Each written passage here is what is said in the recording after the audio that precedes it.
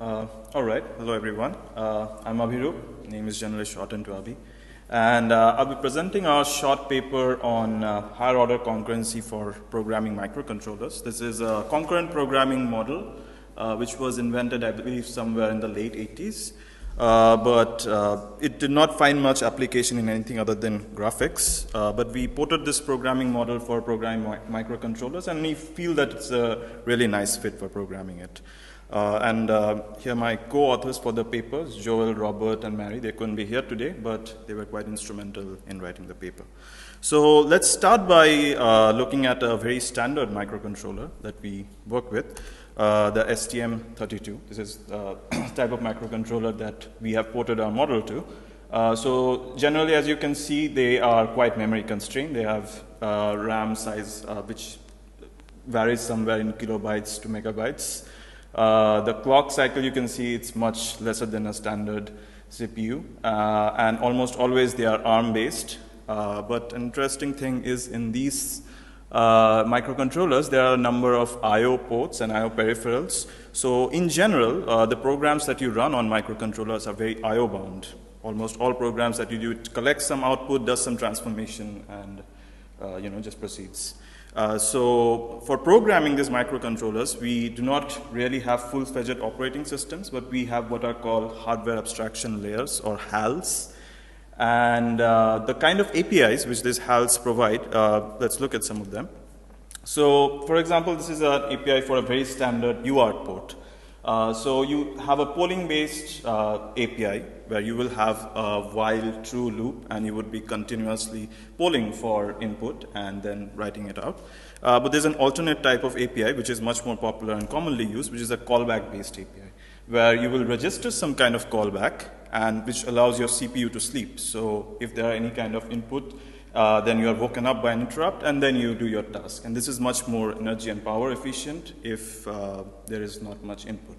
But also there is an alternate case. If there is too much input coming in, it's also advisable to use this kind of API. So like to demonstrate that, I give a very crude hardware diagram. So imagine that you have a lot of input-output coming in. What we can do is generally, with a polling-based API, the CPU would continuously be running on this side, and it would be polling the data, and we would have one word access from a peripheral. On the other hand, if we were using a DMA, what we would do is we would initiate the when the interrupt would say that, okay, data is available, we would somehow initiate it in the data DMA controller, and then the path that will be taken is this. So all kind of data movement would happen through there, which would leave the CPU free to do some other tasks. So if you have number of tasks running, your CPU could continue working while your data movement would happen through the DMA. So it's generally much more performant to use a callback-based API. So now, what does callback-based programming look like in for microcontrollers? So generally, you program microcontrollers in C a lot, and C does not have higher order functions. So your programs would tend to look like this. You're not meant to read this entire thing, but you have a lot of state machines, you have a state tables, and this gets out of hand really fast as the number of states increases. Nowadays, you have more modern languages like JavaScript and Python on microcontrollers. But again, these languages which support higher order function, they tend to have this kind of a structure, which is a callback, which is, I think, colloquially called callback hell, where you will say, okay, when this function happens, then do this, then do this. It kind of stops the linear kind of reasoning which you do while programming this thing. So any kind of asynchronous callback-based APIs, they break the linear control flow of your program, and it stops you from reasoning the program in that way.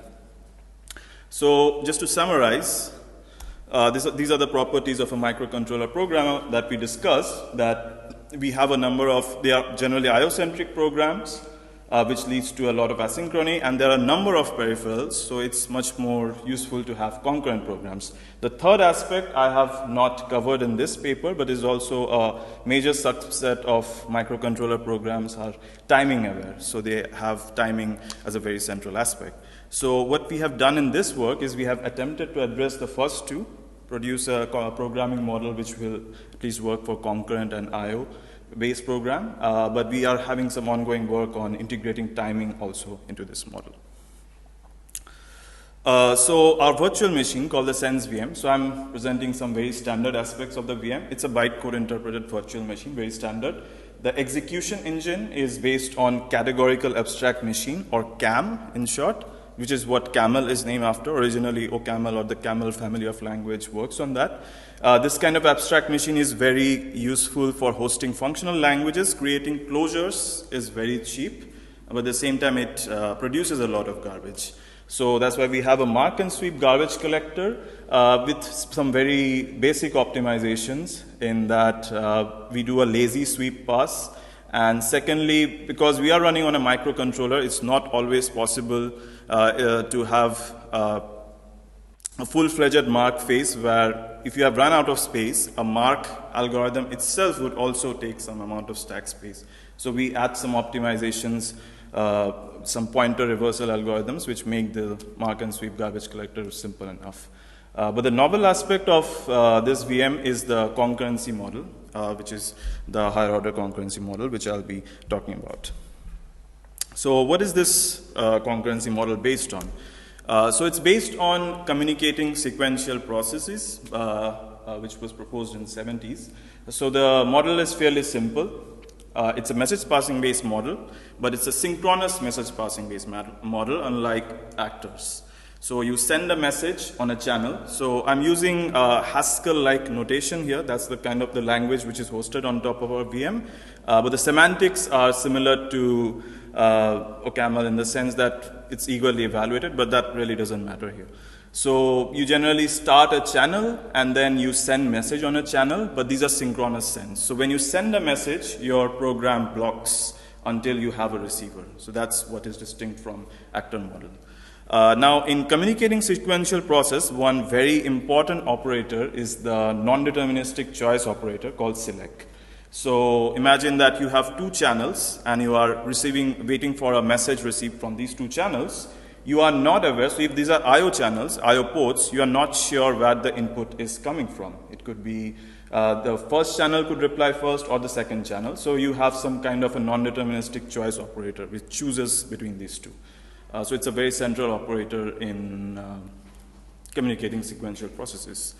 Now the problem with this thing is, let's have a look at an example to demonstrate what's the issue with this.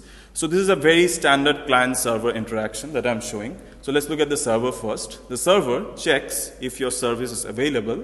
So this indicates that the service is not available at all times.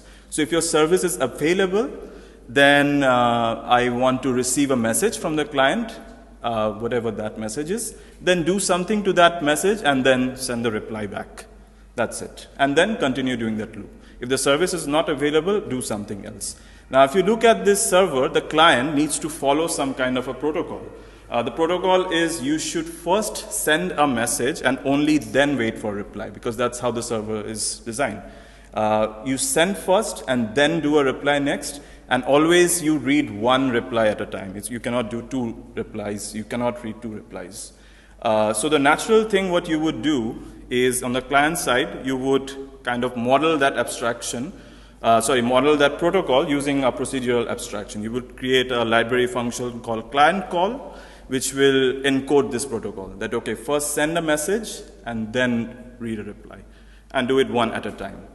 Now the problem with this is that the client call function will block if the service available returns false. So if your service is not available and the client side is trying to make a call here using this function client call, your whole client will start blocking. And what you ideally wanted to do was you wanted to do some kind of a select here. That select, if this send doesn't succeed, then I want to do something else. But now the problem is that your procedural abstraction, your client call library function, it is hiding too much. It's not exposing the send and receive here. So you only have this client call function, so you can't do much about it. So procedural abstraction and non-deterministic choice are conflicting goals, and the higher order concurrency model is designed to solve that problem. So how do we solve it? So if you remember in the send message, we used to send a message on a channel and it would return a void type, but now instead we return something called an event. So what is an event? An event is basically an abstraction, a runtime abstraction you could say, and it separates the actual sending of the message from the intention. So you basically say that I want to send a message and you get an event back. And then once you get an event back, you need to synchronize on that event. And that's when the actual sending happens. Similarly for receive, when you do a receive, you say I want to receive it, and then you get back.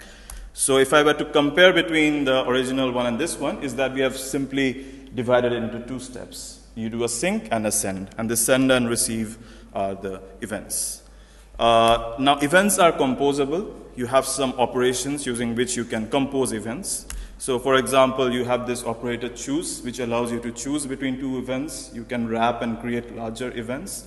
So you can build a huge tree of events and then do a sync on that. So it will then attempt to fulfill that task. So now if we look at our original program, now we have written it using an event-based program. And the server side is pretty much the same, but the client now, the type you will see is different. And I'll actually put the original one beside it. So the original one had the type A to B. And because this wasn't exposing the send message thing or receive message thing, you could not select. But now you have A of event B. So an event type can always be selected among. So if you remember the choose operator, it can allow you to choose.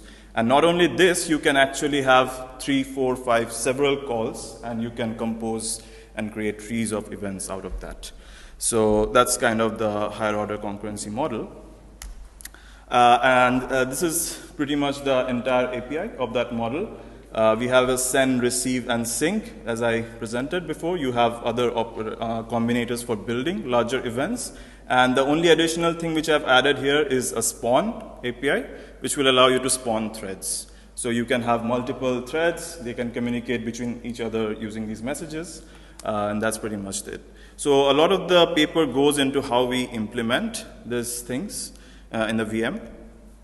Now there is an issue here that the higher order concurrency model, if you look at this thing, this is very much limited to software messages. So you can send a software message, and that's what actor model does as well. You can send and receive software messages between each other. But if you have some kind of hardware driver or I/O messages, which are interrupts, you do not have any way to fuse them into the message. And that's what we did in this model, is we added one more combinator, which was a spawn external thing. So now your driver or your anything which you're interacting with externally is also a process. So there is no difference between a software message and a hardware interrupt. If you want to send when a hardware interrupt arrives, it arrives as a message. And it arrives at the channel which you specify, and in the driver you mention that, okay, these are the drivers that I'm listening to. So with this in the higher order concurrency model, now the model is much more uniform. It doesn't make this distinction between driver and I/O. Everything is same. Everything works based on message passing interface. And that's kind of what our entire API looks like. So let us try to show a small program, what it looks like with this. So this is a very, very simple program. You just blink an LED when a button is pressed, but at least this involves some kind of a callback. So when you press a button, and you don't want to be continuously polling for the button press because it might not be happening all the time, but what you want to do is you want to register a callback, and when the button press occurs, then you blink the LED. Now, if I were writing the same program in C on an NRF52 boards, this is what the program looks like. You're not supposed to read this again, but it's just demonstrating that that program is quite complex. It's 127 lines of code, but on our interface, the program looks something like this. Let's see. Fairly simple. So you are interacting with two hardware peripherals, a button and a LED. So you spawn two channels for them, and then you spawn external processes. Basically, you create those buttons and LEDs also as external processes, and then you call this button blinky process. And what this process does is this, and pretty much all the logic happens here. So this is happening that you are waiting for a receive on the button channel, and when the program arrives here, your program will block. And it will block and it will relinquish the control to the scheduler, and the scheduler can actually sleep until an interrupt arrives. And when an interrupt arrives at the button channel, you call this blink LED thing, which is wrapped around it. And what does blink LED do? Blink LED is here. It will just send a message to the LED channel. And then basically the LED would blink and you recursively call this thing. Also notice that this is a tail recursive function. So I have a very small demonstration of that program.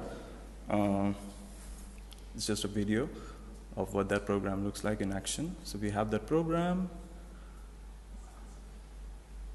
And this is being deployed at, I think, an NRF52 board. Or I think it's the STM32 board.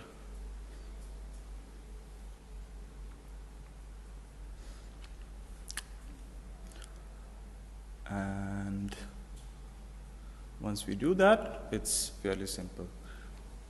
So yes, this is responding to this. And the same program in the paper, we actually, without any kind of modifications, we ported the same program without making any kind of changes, except of course the board peripherals, we have to configure that, okay, this peripheral is numbered this.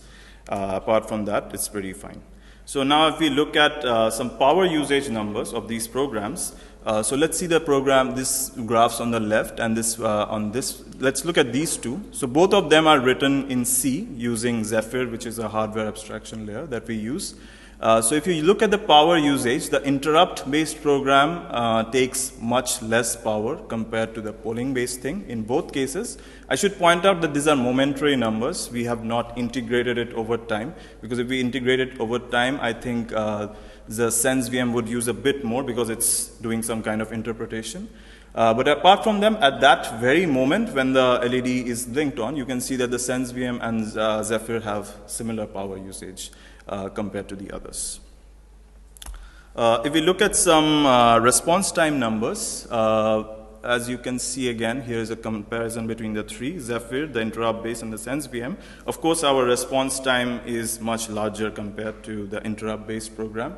The main reason is, first of all, the interpretation overhead. We are doing some kind of interpretation. We do not have a threaded interpreter right now, which should perhaps reduce the load somewhat. And most importantly, we have a garbage collector running.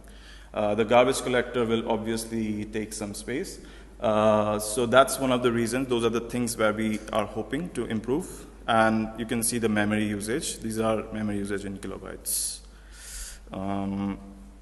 So this is a graph which we did not include in the paper because we are not very sure about how the instrumentation technique is. It might have some flaws, but at least we have a hunch here that we can see. So these are the garbage collection passes that happen. So you can see in a span of 2 microseconds, there were 3 mark and sweep cycles happening. So you want to investigate that kind of thing. And also the CAM model is extremely memory intensive. So it allocates a lot of thing and a lot of mark and sweep happening. So there might be some ways of reducing that. So that's one of the things we would like to address. So finally, let's see how much time I have. I think 6 minutes. So finally, I would like to just briefly go over the implementation of what our virtual machine looks like. So the front end is fairly simple. We have a functional language, but it's no way limited to a functional language. The abstract machine, the virtual machine supports creating higher order functions, but you can support some kind of imperative language as well. In the implementation side, the IR that we worked on is an untyped lambda calculus IR. It emits the bytecode, and here we have some kind of a peephole optimizer where after you generate the bytecode, we walk through it and do some optimization. Specifically, we do the tail call optimization here in the peephole optimizer. And the main logic of events, how events are created on the heap, how the threads are designed, all of these things happen here. So one thing is, you might have noticed that we have a spawn API, but in microcontrollers, you generally want to have a static number of things. You almost never do dynamic things. So that's kind of what we have here as well. We have a fixed number of threads, maybe around 16 threads. So if you do more than 16 spawns after one time, we'll just throw a runtime error for now. Yeah, that's pretty much it. Then another interesting part is this low-level bridge layer. So if we look at it in a bit more detail, so the low-level bridge layer is kind of an interface which a driver is supposed to implement.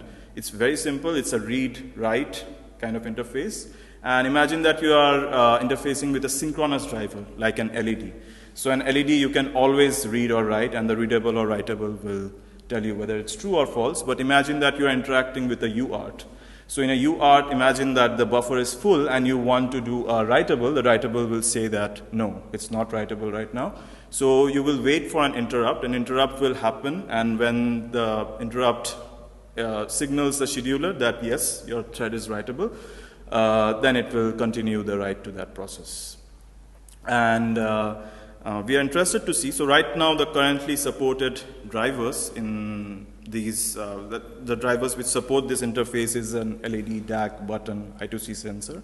But we want to support more drivers in the future, and we are interested to see how far can we take this simple interface. We want to keep it as simple as possible. That's pretty much it from the drivers. So in terms of future work, I think the most important line of work is we want to work on the optimizations, which we mentioned. We are currently working on adding some real-time aspect to this higher order concurrency model. So the 8 combinators that you see, we just keep those, and we add one extra which fits fairly well with the higher order concurrency model. And hopefully we will be able to express real-time programs. And also we are looking to see what are some memory management alternatives. So there are static strategies like regions. Now regions are based on the structure of a program, how your program is structured. It looks at the structure of the program, and accordingly it allocates or deallocates things. So we are investigating such strategies as well. And finally, the reason why we went with a virtual machine in the first place was security purpose, that we wanted to have separate sandboxes or containers, and they would talk to each other using these messages. And we want to endow some kind of privileges on these sandboxes on who should be able to send messages to what, and do some kind of an information flow control on that. So that's another line of work which we'll be working on in the future. That's pretty much all I had for you. Thank you. Hey, thank you very much for this interesting talk, and also for catching up a bit. So we started late, and therefore I think we still have time for some questions. There is one from Jeremy. Yeah. Hello, thank you for your talk, which I enjoyed. This is a general question, really, Abby. Do you find that IoT developers are keen to move away from the low-level languages they use for implementation at the moment? Are they keen to move to the higher-level constructs which you support? And as you're trying to convince them, which of the arguments do they find most convincing? Thanks. Sorry, what developers did Jeremy mention? Some developers are moving away. I didn't catch the first word. IoT. Oh, all right. Okay. Sorry, Jeremy, could you just repeat it once more? Yeah. Are IoT developers keen to move away from the low-level implementation paradigms they use at present, to move towards your higher-level constructs and languages? And when you talk to them, how do you convince them that this is, appropriate for their use cases? Thanks. So one of the people that I work with, Joel, he originally worked at a RISE Institute of Sweden, where they work on, I think, some kind of really small, low-level things like microcontrollers on cars and automatic brakes, etc., things like that. And their observation has been this, that programming in C is a bit tricky. But yes, there is some sort of inertia in moving to more high-level languages. But I believe that is mostly one of the reasons is that garbage collection is a very big no-no for microcontroller developers. Like, they cannot deal with that sort of non-determinism. So we are very seriously investigating this line of work, which I mentioned, regions, and to see how much static memory management guarantees that we can give them. And additionally, if you have some kind of high-level programming language, you do give some benefits like tools like quick check, etc., which can make better guarantees, I believe, for such devices. So yes, there is some inertia in moving, I would agree, but yeah, let's see how it goes. Thank you. Okay, I would like to give the room a chance to ask a question. Otherwise, we have another one on Zoom. Yes. Are there any questions here from the room? Okay.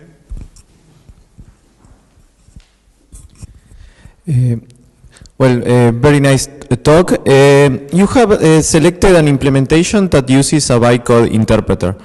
There is any requirement or design to go this way, or you have, like the question is, have you thought about an implementation that compiles directly to machine code or to translate to C or alternatives like that?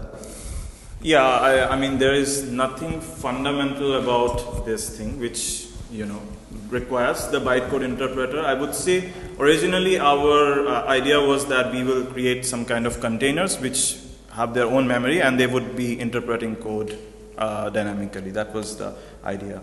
But like thinking about it, I don't think there is really any kind of restrictions on why we went with it. So some of our research groups are also working on EDSLs, which kind of have this model, and the EDSLs generate C, and we try to work with C. So yeah, there's nothing fundamental about the bytecode interpreter. Are there more questions here in the room? Well, I have some questions. Yeah. Maybe the first one is, you call this higher order concurrency. This reminds me on higher order functions. Yes. Is there any relationship between higher order concurrency and higher order functions? Yes, absolutely. I would say, let's see, if I...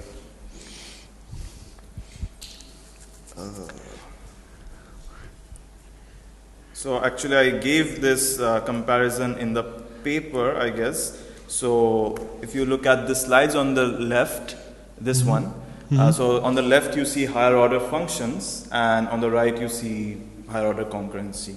And I try to show that in certain ways this higher order concurrency resembles higher order functions in the sense that higher order functions are meant to be treated as values which you can pass around and do certain things. And that's kind of what we do here. Here, instead of functions, the I/O interactions are event types, and those event types can be passed around. You can build a tree out of them. So that's where I would say the similarity lies. Yeah.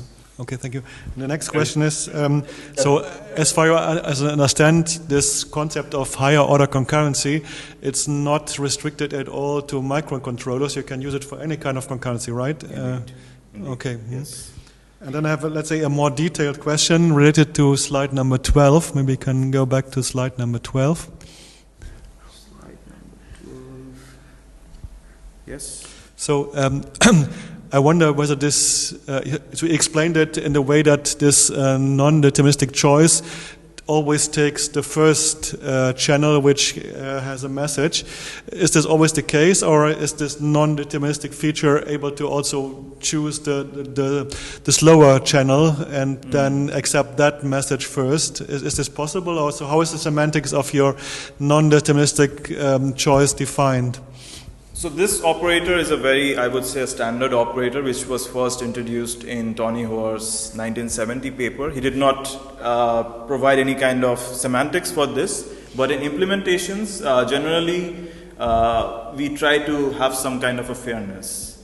Like if there are 3 or 4 channels that you are choosing between, we kind of try to cycle between them so that we always don't end up picking the first entity. So. Okay. Yes. Okay. Thank you. There is one question online for some time. I would like to take this as the last question of the session. It's again a very detailed question, and I'm reading it. You mentioned STM32 microcontrollers.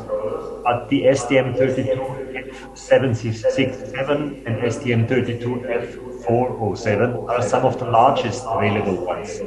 Does this approach also work on smaller microcontrollers, such as the STM32F030, or is the overhead simply too large there? Yeah, so let me just go to the slide on memory usage, because I think that's kind of the key here. Yeah, so like if you can see the memory usage here, so it has around 27.6 kilobytes of RAM this is using. This includes all sorts of metadata and things like that. So any microcontroller which can host that much size, it can support. But I mean, aside from the STM32s, there are some extremely small microcontrollers like PIC. So I think they have their own instruction set and they are 4 kilobytes or something. So definitely that's not possible currently. Because the big problem with the functional language is you need a garbage collector. And also one interesting thing is we went for a mark and sweep garbage collector because it has very less metadata. You can integrate very smart garbage collectors like Emacs, but the amount of metadata, etc., the information that's required, it might cost on the space. So the space pretty much is the constraint. So at least right now we can support up to this much size for this program.